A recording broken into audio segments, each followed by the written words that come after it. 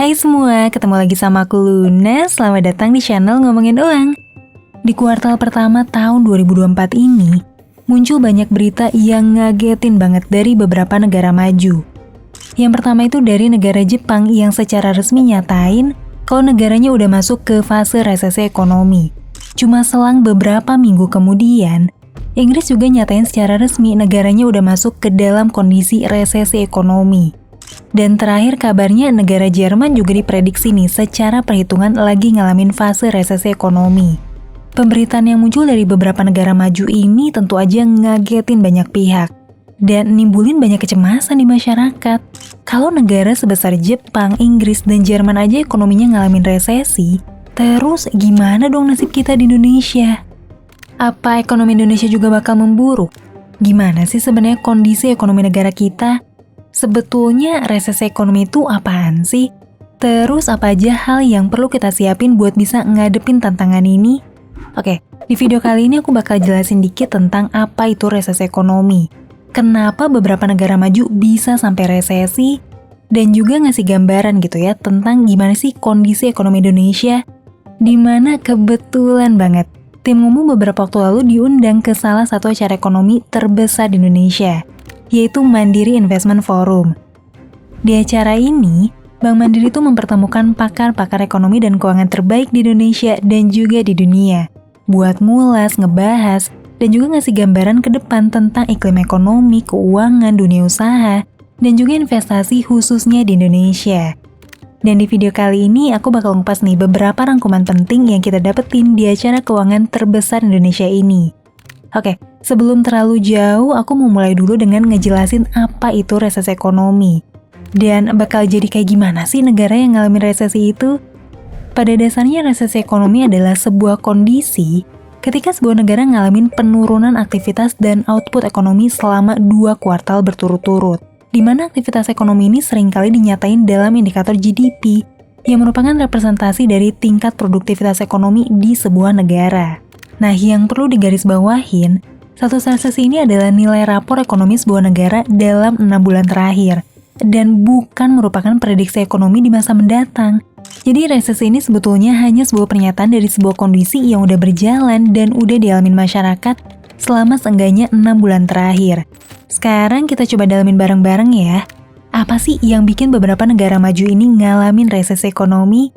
Yuk kita lihat grafik GDP negara Jepang, Inggris, dan Jerman. Di sini kita bisa lihat bahwa 2 kuartal terakhir, ketiga negara ini ngalamin pertumbuhan GDP yang negatif atau nol. Jadi bisa dibilang output produksi ketiga negara ini tuh ngalamin penurunan kalau misalnya dibandingin sama tahun sebelumnya. Nah, sebetulnya penyebab resesi di 3 negara ini faktornya beda-beda, di mana masing-masing ekonomi ketiga negara ini punya sisi kelemahan dan ketahanan ekonomi yang beda juga gitu. Misalnya di negara Jepang ya emang udah lama ngalamin krisis produktivitas gara-gara demografi masyarakatnya nggak seimbang. Hal ini akhirnya berpengaruh ke kekalahan persaingan usaha dari industri otomotif sampai elektronik yang selama ini nopang ekonomi negara Jepang. Sementara di Jerman, resesi ini terjadi karena krisis rantai pasokan khususnya di industri hulu energi sejak konflik Rusia-Ukraina 2 tahun lalu. Jadi semua harga bahan baku di Jerman naik dan bikin output produksinya kalah saing soalnya ongkos produksinya jadi lebih mahal. Terus di Inggris nih, resesinya dipicu sama tingkat inflasi yang terlalu tinggi. Industri propertinya merosot tajam, sampai penurunan produktivitas akibat daya beli masyarakatnya yang menurun. Pertanyaannya sekarang, terus apa kabar sama Indonesia? Yuk kita lihat langsung datanya. Dari data GDP nasional, kita bisa lihat nih, pertumbuhan ekonomi Indonesia secara nasional bisa dibilang konsisten bertumbuh sekitar 5% per tahun. Punya pertumbuhan GDP kayak gini setelah pandemi COVID tuh bisa dibilang udah bagus banget. Apalagi kalau kita bandingin sama banyak negara maju dan negara-negara tetangga kita.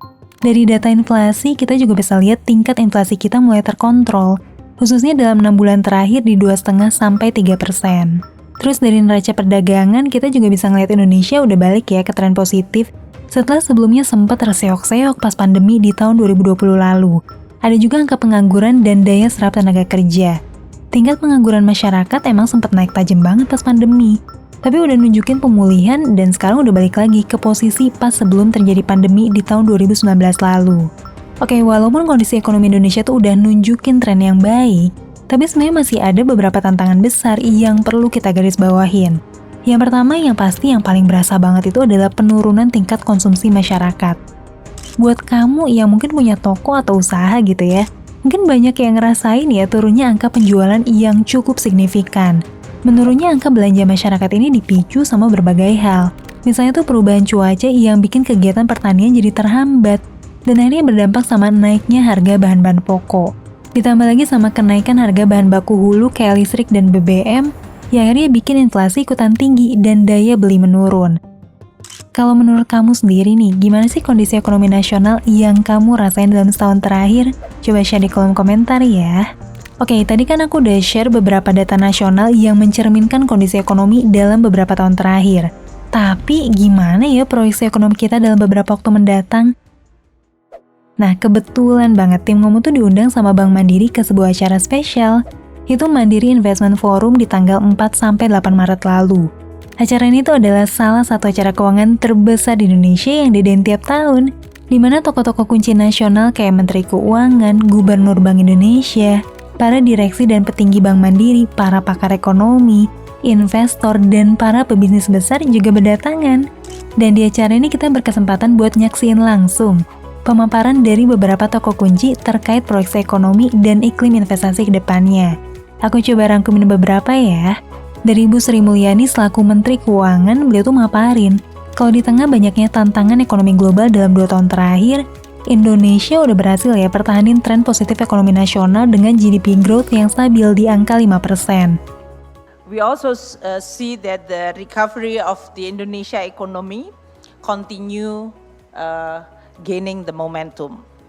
This is despite the fact that in the past 24 months, in which the world has been battered by the high inflation and a quite steep, significantly high interest rate in a very short time. And that's explained quite a lot that many developing emerging countries are facing with quite vulnerable situation. This kind of environment is not easy for many emerging and developing countries because the cost of fund becoming so expensive and the capital is becoming very tight or even outflowing. And that's why it is important for Indonesia to continue this momentum. And under those kind of circumstances, Indonesia were able to continue maintain the 5% growth consistently. Beliau tuh juga nyampein kalau Indonesia bisa tetap pertahanin tingkat inflasinya di tingkat yang wajar. Bahkan termasuk salah satu yang paling rendah di dunia.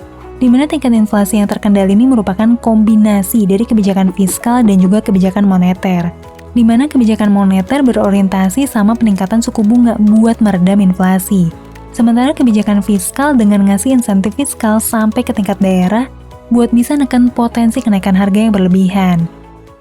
Inflation remain muted for Indonesia and we are continue among the lowest range of the inflation. And we still continue have to be vigilant with the food inflation, but relatively this is not just the monetary action result, but most of the government through their support on addressing the inflation in Indonesia. Fiscal policy in fact playing a very active role in addressing the issue of inflation because it is actually in the form of structural, logistical and supply side. And that's why we are actually working very hard through many government, including local government, through the coordination and providing the fiscal incentive for the local government to address the issue on the supply side inflation. And that's why Indonesia can address the issue of inflation without relying too much for the central bank to increase steep interest rate, and that combination provide us with a relatively stable high growth with a low inflation. Buat estimasi ekonomi ke depan, Ibu Sri Mulyani juga nyampein nih, kalau Indonesia diperkirain bisa tetap nerusin tren positif dengan tingkat pertumbuhan ekonomi 5%. Dan hal ini didukung sama estimasi dari pihak lain termasuk 4 lembaga keuangan dunia, yaitu IMF, World Bank, OECD, dan Bloomberg. Indonesia growth will expected to sustain in this 2023 and 2024. We are not certainly underestimating the challenge, but we also quite optimistic that this momentum is still very strong. Terus dari Pak Peri Warijoyo selaku Gubernur Bank Indonesia, beliau nyampein kalau Indonesia optimis pertumbuhan ekonomi positif nasional bakalan terus berlanjut. Tapi tetap waspada juga sama ketidakpastian ekonomi global. Terus khusus buat kebijakan suku bunga nih. Bank Indonesia ngeliat kalau inflasi udah mulai turun secara bertahap. Di sisi lain di Amerika, inflasinya juga udah mulai turun, tapi masih tetap ada di atas target bank sentral. Makanya suku bunga diperkirain baru bakal turun setelah semester kedua tahun 2024. Sementara itu diperkirain dolar Amerika bakal masih tetap kuat juga seenggaknya sampai semester kedua tahun ini. Nanti setelah semester kedua tahun ini ketika Amerika ngubah kebijakan moneternya, nilai tukar dolar diprediksi bakalan ikut menurun. Inflation continue coming down but gradually. We are still seeing inflation still higher than targeted in the US, about 3% now. Maybe coming down to about 2.6, but still above 3%. That's why, number 3, we expect Fed fund rate only coming down in the second semester. We expect Fed fund rate will be declining about 75 basis point in the second semester. We still looking over the exact timing, but mostly in the second semester. That's why dollar still remains strong for some time. But will be seeing the dollar will weakening on the second semester as the US changing their policy direction. Dari pemaparan ini, sejujurnya aku nungguin banget ya kapan sih suku bunga bisa mulai turun, supaya kondisi ekonomi bisa kembali dipercepat. Karena dengan turunnya suku bunga, bakal ada ya banyak bisnis yang mulai bergairah. Soalnya penyaluran modal usaha jadi jauh lebih mudah diakses sama para investor. Nah itu tadi beberapa rangkuman menarik dari acara Mandiri Investment Forum. Dari acara ini kita bisa ngeliat kalau secara umum ekonomi Indonesia berhasil pulih dengan relatif baik. Apalagi kalau bisa dibandingin sama negara lain. Tapi yang masih jadi PR adalah tingkat konsumsi masyarakat. Terus transformasi energi bersih terbarukan, peran AI dalam dunia bisnis dan masyarakat, dan juga adanya potensi penyesuaian suku bunga yang semoga bisa jadi kabar baik buat iklim bisnis dan usaha. Supaya ekonomi Indonesia bisa makin melaju dengan akses yang lebih ringan terhadap pendanaan modal usaha. Semoga insight dari rangkaian acara Mandiri Investment Forum ini bisa nambah wawasan kamu terhadap literasi keuangan ya. Dan semoga kedepannya bakal makin banyak lagi acara keuangan yang penuh insight kayak gini.